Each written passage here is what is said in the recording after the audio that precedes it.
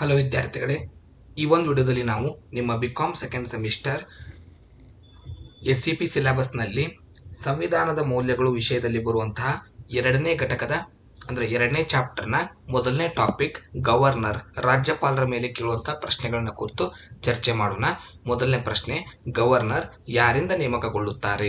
ರಾಷ್ಟ್ರಪತಿಯವರಿಂದ ನೇಮಕಗೊಳ್ಳುತ್ತಾರೆ. ಭಾರತದಲ್ಲಿ ರಾಜ್ಯಪಾಲರ ಅಧಿಕಾರಾವಧಿ ಎಷ್ಟು ವರ್ಷ? 5 ವರ್ಷ ಅವರ ಅಧಿಕಾರಾವಧಿ ಇರುತ್ತದೆ. ಯಾವ ವಿಧಿಯು ರಾಜ್ಯಪಾಲರ ಮಸೂದೆ ಕಾಯ್ದಿರಿಸಲು ಅನುಮತಿಸುತ್ತದೆ? ವಿಧಿ 200 ಅಂದ್ರೆ ಆಕ್ಟ್ 200 ಪ್ರಕಾರ ಕಾಯ್ದೆ ಇದೆ. ಭಾರತದ ಯಾವ ಕಾಯ್ದೆ ಅಟಾರ್ನಿ ಜನರಲ್ ಬಗ್ಗೆ ವಿವರಿಸುತ್ತದೆ? 76ನೇ ವಿಧಿ. ರಾಜ್ಯದ ರಾಜ್ಯಪಾಲರಿಗೆ ಯಾರು ಪ್ರಮಾಣ ವಚನ ಬೋಧಿಸುತ್ತಾರೆ? ಹೈಕೋರ್ಟಿನ ಮುಖ್ಯ ನ್ಯಾಯಾಧೀಶರು ರಾಜ್ಯದ ರಾಜ್ಯಪಾಲರಿಗೆ ಪ್ರಮಾಣ ವಚನವನ್ನ ಬೋಧಿಸುತ್ತಾರೆ. ಒಂದು ರಾಜ್ಯದ ಮುಖ್ಯಸ್ಥ ಯಾರಾಗಿರುತ್ತಾರೆ? ಒಂದು ರಾಜ್ಯದ ಮುಖ್ಯಸ್ಥ ರಾಜ್ಯಪಾಲನಾಗಿರುತ್ತಾನೆ. ಲಡಾಖ್ನ ಮೊದಲ ಗವರ್ನರ್ ಯಾರು? RK ಮಾಥುರ್. ಒಂದು ರಾಜ್ಯದ ಗವರ್ನರ್ನ ಕನಿಷ್ಠ ವಯಸ್ಸು ಎಷ್ಟು ಆಗಿರಬೇಕು? 35 ವರ್ಷ.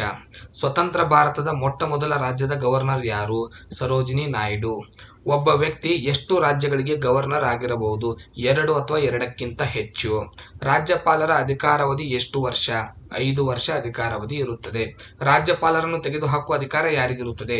ರಾಜ್ಯಪಾಲರನ್ನು ತೆಗೆದುಹಾಕುವ ಅಧಿಕಾರ ಕೇವಲ ರಾಷ್ಟ್ರಪತಿಗೆ ಮಾತ್ರ ಇರುತ್ತದೆ. ಇವಿಷ್ಟು ನಿಮಗೆ ಗವರ್ನರ್ ಮೇಲೆ ಕೇಳುವಂತ ಪ್ರಶ್ನೆಗಳು. ಮುಂದಿನ ವಿಡಿಯೋದಲ್ಲಿ ಮುಖ್ಯಮಂತ್ರಿಗಳ ಮೇಲೆ ಕೇಳುವಂತ ಪ್ರಶ್ನೆಗಳೊಂದಿಗೆ ಸಿಗೋಣ. ಧನ್ಯವಾದಗಳು.